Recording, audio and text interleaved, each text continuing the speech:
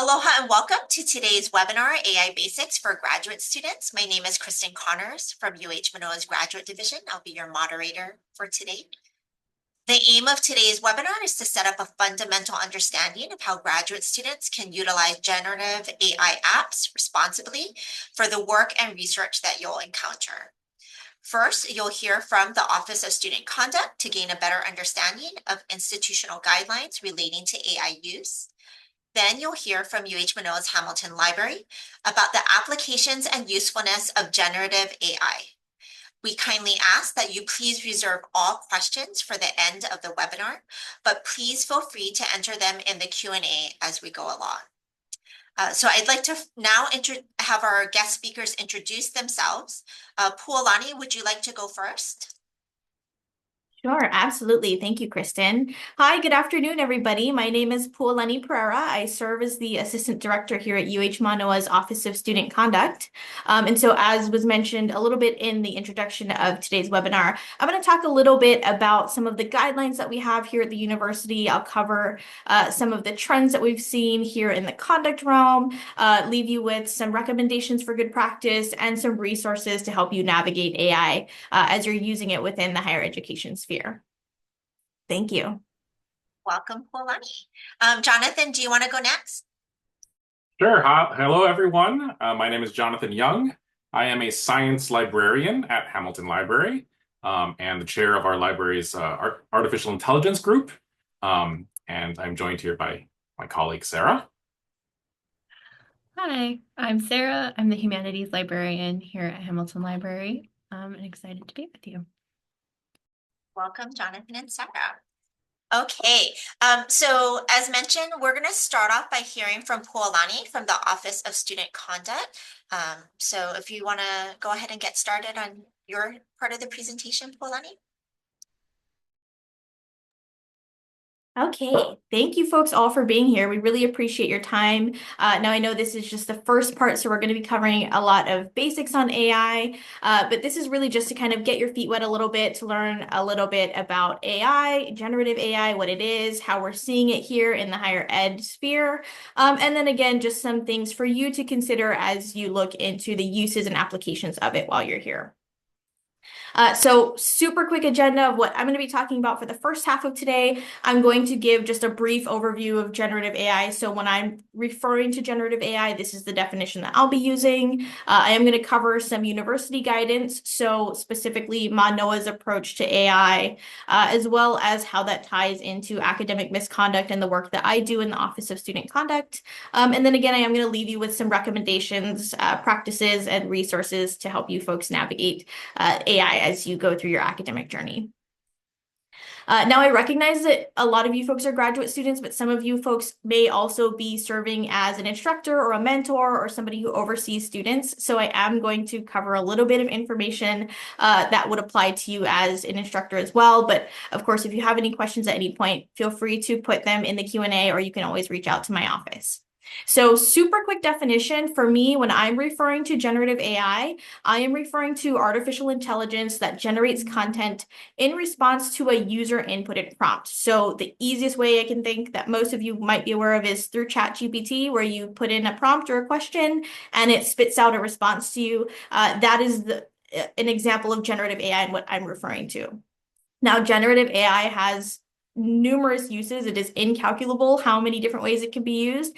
And so some things to keep in mind is that the content that's being put out by AI can be text-based, it can be video-based or visual-based, it can be auditory, it can be interactive, it can also be data-driven. So all in different forms of emails, social media posts, articles, paragraphs, sentences, lines of code, images, videos, etc. There's so many different formats that generative AI can produce content in. And so when you're looking at again, we're here to just talk about basics. So the baseline of generative AI, we are looking at all of the sort of differentials between these various types of content. And so one of the things that I wanted to briefly touch upon is some of the ways that we are seeing AI used here at the university. And if any of you are familiar with AI in any capacity, these will look very similar to how they're being used on a very widespread scale. But these are some of the trends that have come up within my office specifically. So we see a lot of use to, again, create content or create media, respond to questions or prompts that you might be asking help with. We see it a lot to synthesize or analyze data and information. And so some of you may be doing research. This is one way that folks have used AI to sort of effectively work through the amounts of data that you're collecting. We've also seen a very big uptick in the use of AI for accessibility. So having, reading assistants, writing assistants, the ability to identify what's in an image and encode what that looks like. Accessibility has become very big. Brainstorming and organizing thoughts are some of the more common, very basic uses of AI that we've seen, and then summarizing information. So these are just a few of the many different ways that you're going to be seeing AI used throughout higher education. And so my counterparts over at Hamilton will talk a little bit more about some of the more specific applications that might be relevant to you folks. But the reason that I bring these up is because all of these uses have contributed to a number of challenges that we've seen with AI here. And so some of these, again, very widespread that you'll see through anybody who's using AI, but especially here at UH, these are some of the biggest trends that we've seen in regards to some of the pitfalls or caveats to using AI. And the biggest one that we've seen is accuracy. AI can be very, very inaccurate. It is taught based on data sets that's inputted into it to essentially have it learn how to identify patterns or recognize relationships between data and information. And so that can reflect only what it's taught. And AI is not like a human. So if it does not know something, it will not tell you, I don't know that thing. It's just going to make up an answer and try to respond as best as it can. And so one of the things that has sort of manifested into is information that can be biased. And so it can reflect the bias of the human who might be inputting data. It can reflect an algorithm that reinforces stereotypes or incorrect information. And so it's very challenging to understand sort of the ethics of AI and sort of that limitation between bias and what is and what's not considered relevant or correct or applicable to some of the ways that you may be using it. Now, within higher education, especially, it raises a lot of questions for intellectual property and copyright theft. Again, because it's being taught off of a set of data that is pre-existing that somebody's inputting into it. A lot of times that data that it's learning off of is the intellectual property that was created by another person. And so an example that a lot of folks have seen is artists, right? They're creating art and then it's being used to train AI, and what AI is spitting out in terms of images or videos looks very similar to work that may have already been created by another human. So it raises a lot of, again, ethical questions about the use of AI, how it's learning, how it's providing information, and how it's giving responses back to us. And then another big portion here within higher ed is the concerns about data privacy and security. A lot of folks refer to AI as a sort of a black box or a black hole because there's very little in terms of transparency over how AI is doing the work that it does and how it's learning and how it's engaging and how it's putting out the responses that you're getting. And so because of all of these uses and challenges, we as a university recognize that we maybe need to give a little bit of guidance as to how AI can be used and how it can be used effectively. So when we're looking at the university in Manoa specifically, we take what's called a decentralized approach to AI. And so that means that we do not have one set policy identifying whether or not AI is good, if it's bad. We don't have something saying it's allowed in all English classes, but no math classes. We do not have specific guidelines because of the fact that we want to encourage folks to explore AI and learn about all that it can be used for and the ways that, again, it can be used effectively in education. And so a part of that means that we really want to empower the community to make informed decisions about how you folks are using AI and the resources and how you're engaging with it to set forth the work that you folks are doing. And then on an instructor level, we also want to make sure that we're respecting the academic freedoms of instructors. So we recognize that because there are countless uses of AI, there may be spaces where it is very helpful and it's very effective for learning and it's an awesome resource. And there may be other spaces where it's less appropriate and it hinders learning. And so we want to make sure that instructors have autonomy and a little bit more control over how it can be used in their classroom spaces.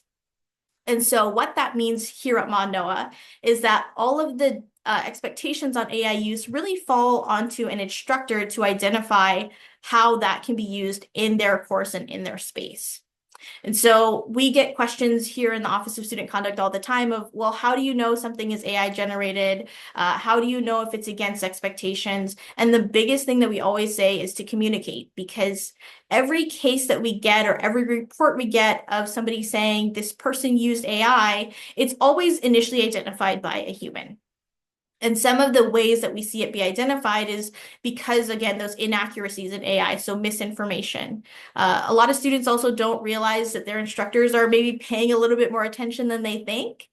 So instructors will notice things like changes in student writing. They might notice that the language that's being used is maybe not quite human. And so one of the things we hear a lot is instructors will say, I think this might be AI generated. It goes against my expectations, but I'm not sure, but it sounds like a robot.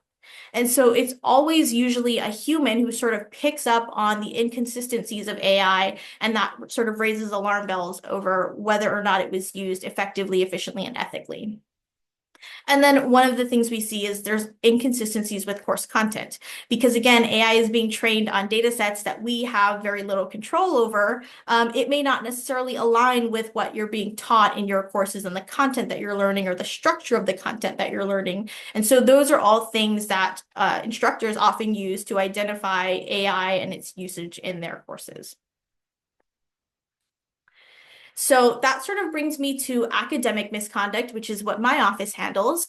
So here in the Office of Student Conduct, we oversee our University Student Conduct Code, which is EP 7208. I never expect anybody to ever remember that policy number, but what I do want all of my students to know is that there is a student conduct code that exists, and it covers a super huge type and spectrum of conduct. So it covers behavioral misconduct, but it also covers academic misconduct. And so one part of the academic misconduct that it covers is academic dishonesty. And so when we're looking at that in the scope of AI, it can cover the use of unauthorized resources or assistance, or engaging in behaviors that are specifically prohibited by the instructor. So because we have a decentralized model, essentially we leave it up to instructors to say, what are your classroom expectations for AI use? Are your students allowed to use AI? If yes, in what ways? If no, how do you address it if they do? And so in one of the things that we can do is if that instructor, if your faculty member says, for my classroom, all of your work needs to be your own words, you cannot use AI for any of it, and you decide I'm going to use AI anyway, that could be something that's considered academic dishonesty, because you're now going against these 2 points of unauthorized resources or assistance to complete a deliverable, and then also going against specific expectations that have been communicated by your instructor. So what my office does is we investigate all reports of misconduct. Now, today I'm just talking about academic misconduct, but we take in reports from students, faculty, staff, the community. We take in reports all year long. And so what we do is we investigate those reports to see, are they actually in violation of our student conduct code? So we look at, for AI usage specifically, does it go against those prohibitions, those things that we allow in terms of academic integrity, or does it prohibit what we allow in terms of academic integrity? And so when we do our investigation, we're looking into, was AI used? If so, was it used in accordance with expectations? If not, then does it violate our code? And if it violates our conduct code, then we will do something called sanctioning. And so that's where we'll issue something in response. And that's really meant to be an educational process so that folks who are meeting with us can understand how their behaviors go against university expectations. So when we're looking at sanctions, that could be things on a status level, so disciplinary probation, suspension, etc. But we really focus on the educational component. So one of the things we might have you do is learn about the different uses of AI, learn about the ways that it can be integrated into education, and we might have you learn about academic integrity and what that looks like. And we use all of that work to try and educate the community and keep up to date on, trends that we're seeing, the ways that it's impacting education, et cetera. So much like webinars that we're doing today. Now, one of the questions that I do briefly want to touch upon is the idea of false positives, because it comes up increasingly so every semester. But a false positive is essentially if human generated content is misidentified as being AI generated. So what we've heard from some students is they'll say, my professor is claiming that this paper I submitted is AI generated and it's not, and I wrote it all myself. That is something that if that's coming up, it's not uncommon. You are not alone. We are all trying to navigate AI as it is so rapidly changing. And so we want to recommend some practices that can help you understand, how to sort of navigate that and how to navigate just the use of AI. So for students, the biggest recommendation we have is always just to clarify course expectations. Be aware of what professor allows AI, what professor doesn't. If they are allowing AI, are there guidelines on how you can use it or how they would recommend that you incorporate it into your work? You'll always want to be communicative about your AI and your resource use. So not just artificial intelligence, but any resources that you're using. You want to make sure you're citing those. You want to make sure that you're identifying where and how you're using that in your work. So what some students have done is if they are using AI, even if it's to create an outline, they might include that outline and say, I used AI in this portion to help me organize my thoughts. Again, AI can be super inaccurate and it can be something that will just make up information if it doesn't know the answer. So we want to make sure that you are verifying any of the generated information that you're getting from any of the prompts that you're inputting. And then a big thing is to document your progress or your process when you're doing something. So going back to false positives, you want to keep all of your notes, keep all your documentation, use things like version history on Google Docs or Google Sheets, keep all of those resources that you're using somewhere to make sure that you can showcase how you did the work that you did and how you've got through the process that you did, because that is one of the best ways to demonstrate that work is not AI generated and that it is human generated. And that's sort of the last point, which is to humanize your work as much as possible. So if you are using AI, make sure that you are not using the thoughts spit out by AI, but you're putting it into your own words. If you have the ability, include anecdotal or experiential information in your deliverables. So if you're doing research and you have a section where you can talk about some of the challenges, that's an opportunity for you to talk about what you experience as a person in the work that you're doing. So find ways to incorporate yourself and your education and your knowledge in the work that you're using. If you are an instructor or, again, mentoring students in any way, make sure that you're setting clear guidelines about AI use and talk through those expectations. I know there's an awesome GA in the English department who has shared that he has in his syllabus an example of human writing, and then the same question was answered by an AI chatbot.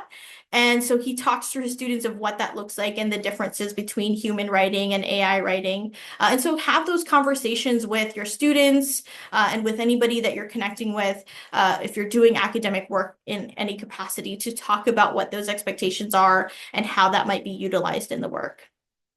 And if you have concerns, you can always communicate those to your students. You can communicate them to others. Other resources on campus. It does not hurt to seek a second opinion. You'll just kind of want to be mindful about data privacy and student information. But you can always seek a resource. So if, again, you are flagging information that just something seems off and you think maybe it could be AI generated, you can always run it through a detector. Just note that they're not 100% effective. Or you can also go to others who have knowledge of the content that you're talking about. So another instructor, or you can always reach out to my office, and we do have, technology that we can use to help sort of give a second opinion on work. And so reach out. Don't feel like you need to approach AI on your own. And the biggest recommendation, regardless of your role and how you're using AI, is to use it as a supplemental tool. So you'll want to really rely upon your own skills and knowledge and research and judgment and all the work that you do and all of the effort that you put into your academic journey.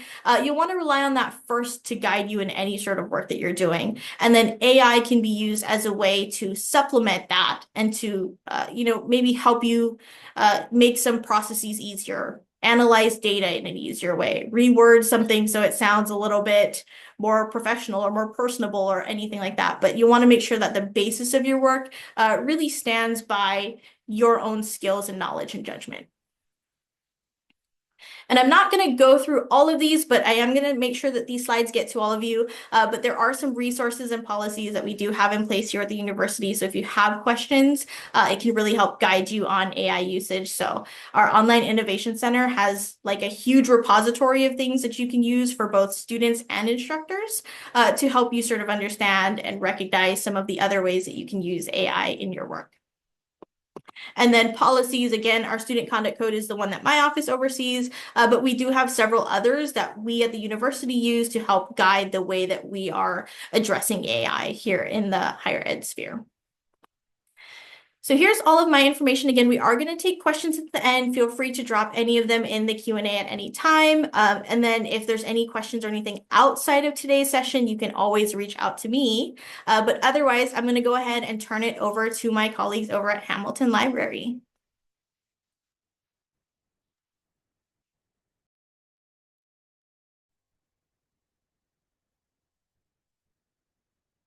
Hey, thank you, Pualani. Thank you for that introduction. Some of it is going to be repeated in what I say because Pualani gave such a great introduction to the basics and some improved uses, but repetition is good for learning. So that's not entirely a bad thing. But as I said in the beginning, my name is Jonathan Young. I am a science librarian at Hamilton Library, and my colleague is Sarah Nakashima, and she is a humanities librarian.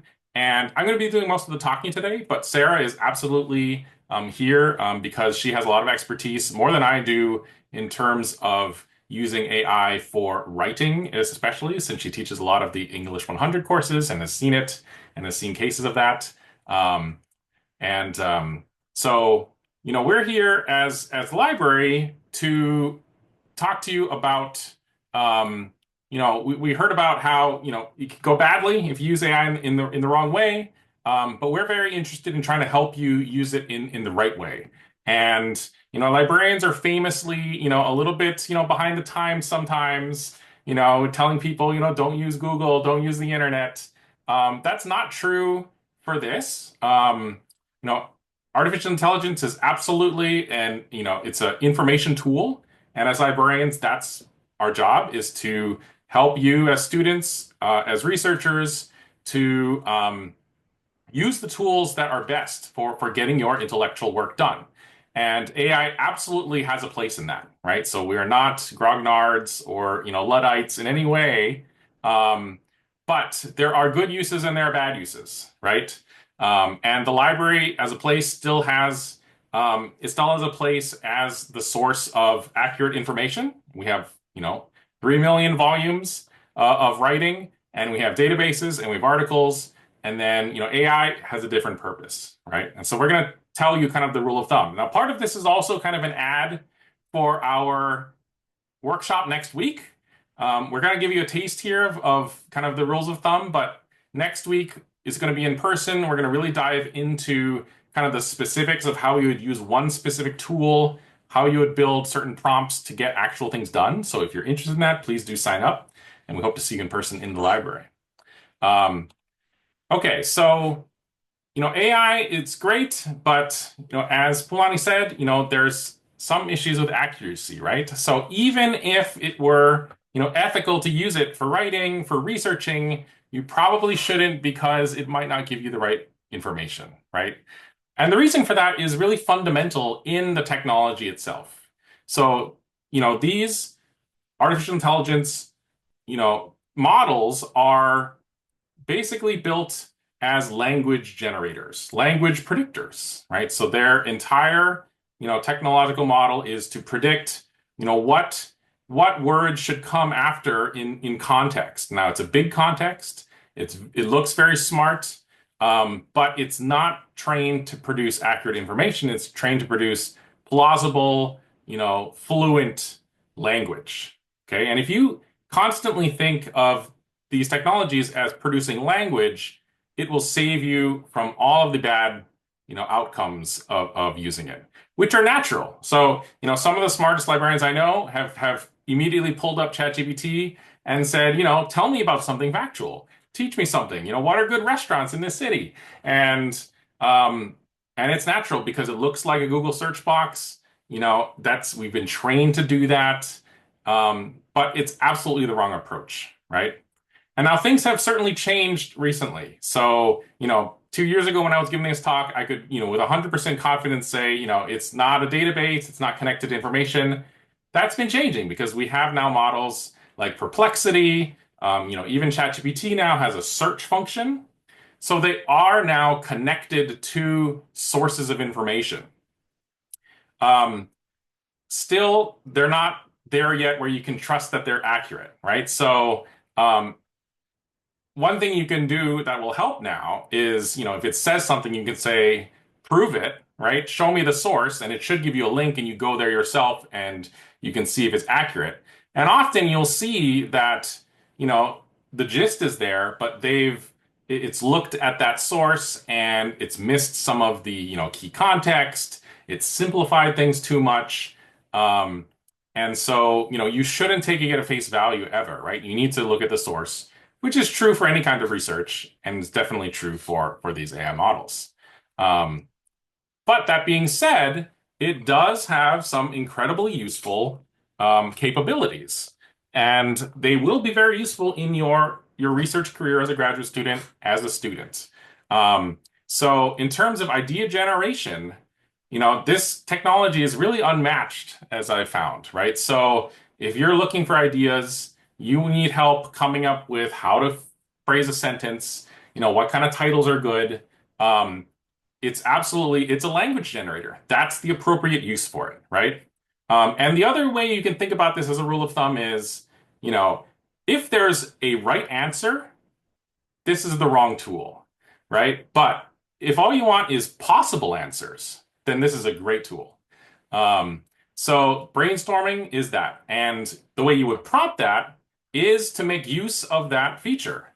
Tell me possible answers. So your prompt would be, give me 10 possible variations on how I can phrase a sentence that says my point, right? And you would adjust that prompt as you go. You would say, I want those variations to be more serious, more lighthearted, longer, shorter. And using it for that purpose is incredibly powerful and avoids any danger of it giving you false information because you're picking the right information, right? You are the source of information. It's just showing you the universe of language and you're crafting from that, right? Now, so you can also have it, again, in the role of a language generator, explain things or help make things more clear. Now, this is kind of a fine line, right? So I told you in the last slide that sometimes in summarizing, it can lose nuance. But in this case, you're basically acknowledging that, okay, so there's a piece of information I don't know where to start with this, or I'm having trouble understanding this point, and you're having it basically run through variations on, if I change the language, can you help understand it better, right? So you're not taking it again at face value, but you're allowing it to give you another window onto how this language could be structured, so you can understand better, right? Similarly to rephrasing your writing, and then the most transformative use that we've seen of it is what I call format shifting, right? This is kind of transformational where you're taking text in one format and you're going to change it in a whole variety of different types of information. And there's different types of learners, and there's different modes of learning. So you can take a paper and you can turn it into quiz questions. You can turn it into a poem if you really want to. If that helps you learn, maybe. some tools allow you to turn it into audio form. So next week, we're going to be diving into Notebook LM, which is a tool from Google. And that allows you to take articles or your own notes. And in addition to summarizing it, turning it into like outlines, it'll also generate a full audio AI voices talking like it's a podcast and talking about this material. And you can ask it to focus on various portions of the paper. And so if that's how you learn, if you want to put it on while you're on the treadmill, that's an option, right? And this is a powerful new kind of research and learning tool that's never really been available before. And if you take advantage of that, you can become a better researcher. And then asking it to help you understand by asking you questions is another great use for it, right? So again, there's no right answer, but it's asking you a variety of questions and making you think, do I really understand this? And so I've helped students who are preparing for their dissertation defense, and you can prompt it to say, act as my my thesis advisor who's very critical and asks really tough questions. And what kind of tough questions could you ask about my dissertation, right? You paste it in, or in Google LM, you upload it as a PDF, and then it'll ask you a whole bunch of questions. Some of them will be obvious. Some of them may help you think in a way that you didn't think before, right? And so again, coming back to that rule of thumb, there's no right answer. But is it helping you explore more, think better? Okay, so those are the great uses for it. Pool and I talked about this a lot, but when is it a problem? In addition to the last one, you don't do that. Don't submit your writing as if it's your own. But also, like I said before, if you just look at the summary and you don't actually read the real source, you're going to miss that nuance. You're going to be vulnerable to that. And then, as librarians, what we really care about is the middle one. It will absolutely generate fake sources. Famously, this happened, in courtrooms, legal cases that were completely made up. Again, that's not what it's meant to do, right? It's not meant to find accurate information. It's meant to generate plausible text, and it will absolutely still do that, even though the latest models, although they keep trying to put in, guardrails one after another, it will still, if you press it hard enough, it'll make up fake things, and they'll look perfect. They'll be in a great citation style, but they'll be completely made up. And that's not its fault. That's what it is, right? And you just have to recognize that's what it is. And so, all right. So as an overview, right? So our advice as a library is to, use AI, absolutely, right? And of course, depending on what your professor's policies are. But in general, absolutely use it. It's a tool, it's here, we're not getting rid of it, but use it to help your thinking, not to replace your thinking, right? It'll help you dive deeper into your research, dive deeper into your studies. If you get it to kind of prod you like a really good study buddy, to think more deeply, right? If you ask it to help you think, it will do that.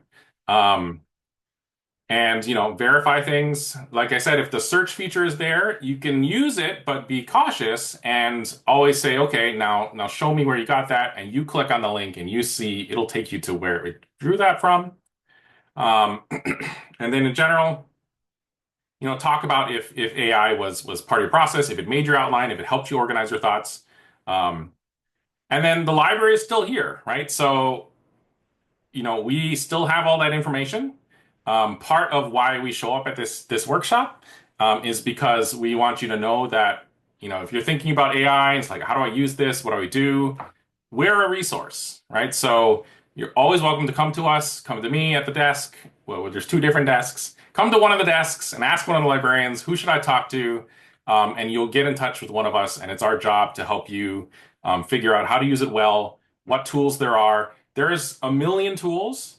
I can't keep on top of all of them. I do my best. I'm sure there are a lot of students out there, probably you all have used some that I've never heard of before. But we can help you evaluate them. We can help you figure out how they work and, um, what the drawbacks would be. Um, but there are things out there like cite or illicit that are out there. They can be very useful. They can also be very dangerous, and we can help with those things. Um, okay, and so yeah, so that's our quick presentation. Again, it's kind of a preview of our part two next week, where we're going to go into Notebook LM. There's our contacts. I'm the science side, Sarah is the humanities side. Um, and then the last thing is, this was this takes me back to like the very beginning days of ChatGPT, where you'd see all kinds of like newspaper articles where it would be like, at the end, oh, this AI is amazing, and by the way, this was written by ChatGPT. And there's always kind of gotcha. Those kind of died out. But here's me bringing it back because this actually was made by the latest image generator from ChatGPT, which can now handle text. Every single one of these slides is an image, and it was outputted directly by the AI. There's no text fields in here. It's just an image, and you may have caught that. There are a couple like little errors in it, but it's like 95% of the way there, and it's very amazing. So I'm curious who caught that. And all right, so I'm going to stop there and let's have some questions. Wow, thank you.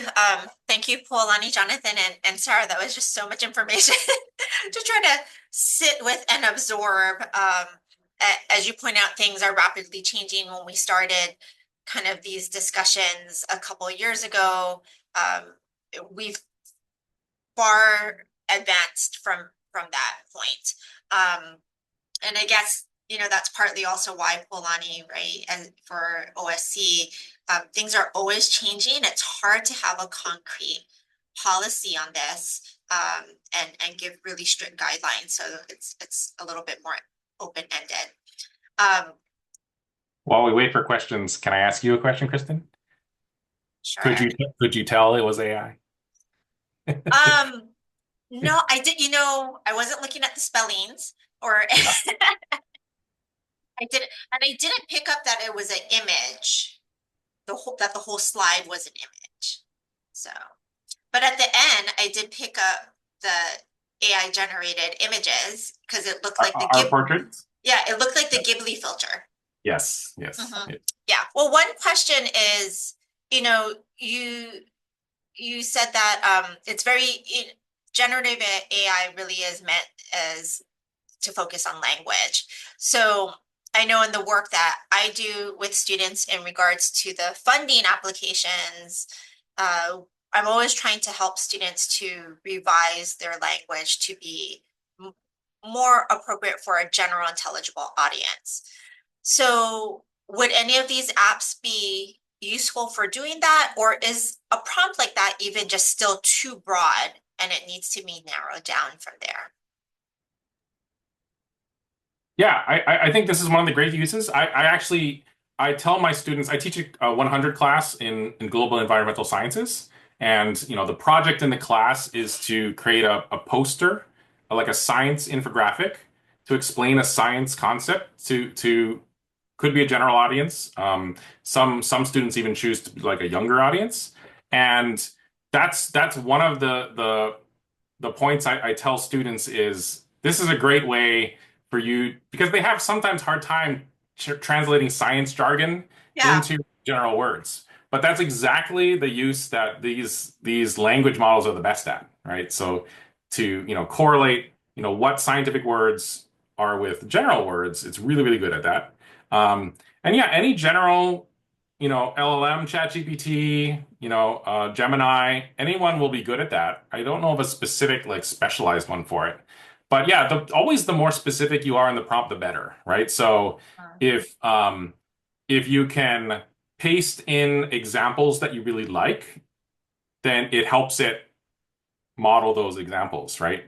It's always better. The more information you give, the better. So it's like, here are some good examples of really clear writing for the audience I'm interested in. Can you help me, translate mine into that? And always give variations, right? What are the possibilities rather than telling it to just give you one answer? But just to kind kind of reiterate what we've been saying here. That's just a starting point. That doesn't mean that you copy Yeah, no, what the absolutely. AI app has Yeah, given you, and that's what you end up using. Because like right, Poolani said, sometimes it just doesn't sound human. So yeah, and right. people will pick up on that, trust me. So I've reviewed some things. I'm like, that there's something off about this. Um, so, okay, great. Looks like we have some other questions. So maybe kind of related to what we're talking about. Are there certain apps that are better or more suited for different fields? For example, humanities versus the hard sciences. Well, I can share that I really like Gemini for the more conversational tone that it takes in the writing that it outputs. And so um, I think from like a natural writing kind of perspective, we found that Gemini has a more natural tone that we can just kind of agree with more. I think ChatGPT still every once in a while will put out things, and that's when you're like, I don't know if this is human that's created this. And I think that Claude is a good one for academic or sciences, and the way that it generates those answers. Yeah, I actually was going to mention both of those that Sarah talked about. Claude's one that we've seen come up a lot with more STEM fields. I think a big part of it comes down to what Jonathan mentioned, which is the way that you're prompting AI. Because you can have any tool in the world, but if you're not necessarily prompting it in a way that is specific and clear and concise, you may not necessarily get the responses you're looking for any field. So just that's probably something to consider. And so I would really recommend if you guys have the time to go to that second part of this webinar because they'll talk a little bit more about specific applications of certain things. Someone's asking, at what point should we consider data protection in the use of AI in research, especially with human beings? Yeah, that's a really good question. I would say if you are inputting any data belonging to another human being, you should consider data protection. And the reason that I say that is because, as I mentioned a little bit very briefly, AI is seen as a black box because there is so little bit of transparency in a lot of the existing apps and sites and resources out there as to how that data is being collected, where it's being stored, who has access to it. So if you're using any sort of artificial intelligence and you're putting human information in there, I would always err on the side of caution. And if you can, try to remove as much personally identifiable information as you can and really focus on using it for like data synthesis and things like that. I believe there are specific guidelines on sensitive data with AI from data governance. Yeah, so we have some here at the university about that. Yeah. So in the slides that I am going to share, we do have policies talking about our data governance. We do also have a good resource for anybody to consider is looking at our ITS approved third-party resources. So ITS goes through third-party resources that folks can utilize. And it's not just AI, it's a variety of any third-party resource, but it talks about things like data considerations. And so they do have a couple on AI, different AI apps that are on there. Well, Lonnie, is that the one through the UH Online Innovation Center? Yes. Yeah. Okay, got it. Okay, I can go ahead and share that link with people if people are interested in that. Another question is, how far do you think the application and use of AI can take us in research? Ooh, that's a big question. Jonathan, you have your geek out answer. Go ahead and share about the Well, deep I don't know research. The what's my deep geek out research, go answer. ahead. So I have been playing with kind of the latest feature from OpenAI, ChatGPT, which is called deep research, which basically it'll ask you like this back and forth conversation over several prompts, and then it'll go off and for 30 minutes it'll go and search and like do 100 searches on the web, and it'll try to combine all the answers into like a 50-page report. And it's kind of fascinating because you can see its thinking process. And the funny thing is sometimes it'll actually take breaks and it'll say like, you've asked it for, some report on like how universities are teaching various materials. And then suddenly it'll say, I'm thinking about Wyoming's national parks. And it'll just get totally sidetracked. It's so strange. But anyway, the output is somewhat useful, right? It kind of superficial, but you know, the links are real, so it can find you those links. Um, and it's an interesting window into where things are going, right? So again, it's great at idea generation. It'll give ideas. It'll back it up with some links. But I haven't seen it produce anything truly novel, right? So the novel research is still on you. But you know, I think where I am in terms of how far it takes you, um, you know, it'll help remind you of what you could be thinking about, right? Um, and you know, it might help you be a better researcher in that way, but it's not going to take you, you know, into original ideas or novel things right now. What about Yeah, like, oh, sorry, go ahead, Polani. just to quickly second that, generative AI exists because it's taught to exist and it's taught to give information and answers. And so it can't make up new information on its own. It's not giving you new thoughts. And so I think it's becoming much more sophisticated and it's changing and growing every single day. But at the end of the day, it's still trained by humans and the information that we're putting in, new data that's being put into it. And so those are probably some of the biggest limitations into, I think, how far it can get us in terms of new ideas or new thoughts and things like that. Yeah. But just because it can't have new thoughts, it doesn't mean it can't spark new thoughts in you, right? So that's what we really recommend using it for. What about the use of AI to prepare for things like presentations or your thesis or dissertation defense or even like a job interview? Because you said it can be good at like asking questions, right? Mhm. Yeah, I'm a big advocate for that. Like I said, it can give you questions like, you know, what are some possible questions I might face, you know, with this content. You can ask it to not necessarily like perfectly, but give you an idea of a sense of what other kinds of audiences might ask you. You know, what might, you know, if the audience is less scientifically rounded, what might they be asking about? It can help you step out of your own kind of sometimes silo because it's got the whole universal language in there, right? And so sometimes you can ask it, you know, what would other people think? Um, you know, obviously better to talk to those people directly, but sometimes the night before a presentation you can't have access to that, right? But so So talking about languages, what is the accuracy for using for other languages besides like American English? I've actually I have actually shown it to a French professor, and because he was asking, you know, how could I use it in my instruction, and how could I? He was very interested in the voice mode, where you can have a conversation with it in voice, and he was absolutely blown away by the accuracy, how good it was. Now, I've also shown it to a physician who works with Micronesian patients, and was interested in using it to translate there, and it was complete garbage, right? So you know, like anything else, where the bias comes from, where the accuracy comes from, it's what's inside of it, right? What's in its data set. And, you know, for common languages that are like all over the internet, French, Spanish, it's good. It's pretty good. For less common ones, it's terrible. So kind of know what domain you're in. It kind of goes back to what Poolani was saying. It's based off of what it's being fed, right? Like, Yes, so yes, okay. absolutely. And by the way, I just want to share a resource with students that might also be useful that also uses AI.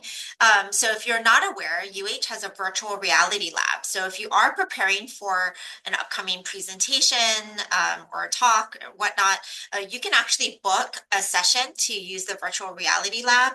And it's set up so that you are presenting to an audience and they can tailor the audience. So they can make it where the audience will ask you really harsh questions, or maybe they'll, go easy on you or whatnot, so that you can be better prepared for different types of situations. So I just shared that research as well.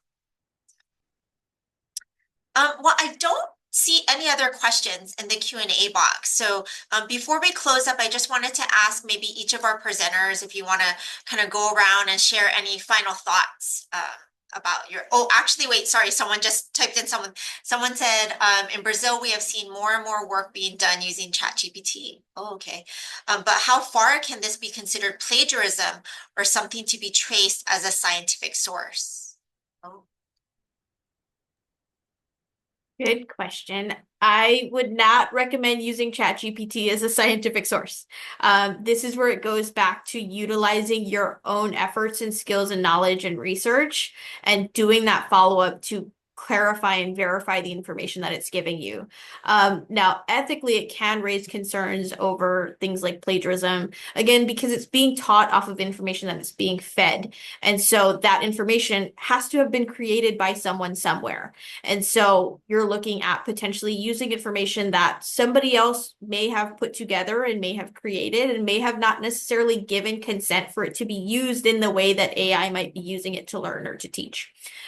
So that there's some considerations there. I would say if you are using any sort of artificial intelligence, just make sure again that you are really implementing your own thoughts and you're using it in a way to supplement your own skills and knowledge. If I can add on to that, yes, I totally agree. It's not a source. The metaphor I like to tell my students how to think about this is think about any work you do with ChatGPT. It's like having a conversation at a bar over drinks with a well-learned colleague. You would never cite them as a source, right? You might get good ideas from that conversation, but it's not going to go in your paper as a source. You're not going to quote their exact words. They probably haven't had a few drinks, have misremembered some facts, but it doesn't mean it's useless, right? It could be very inspirational. So that's I think encapsulates all of that. Thank you for that analogy. Okay, so closing up, are there any final thoughts that each of you would like to leave attendees with? Puolani, do you want to go first?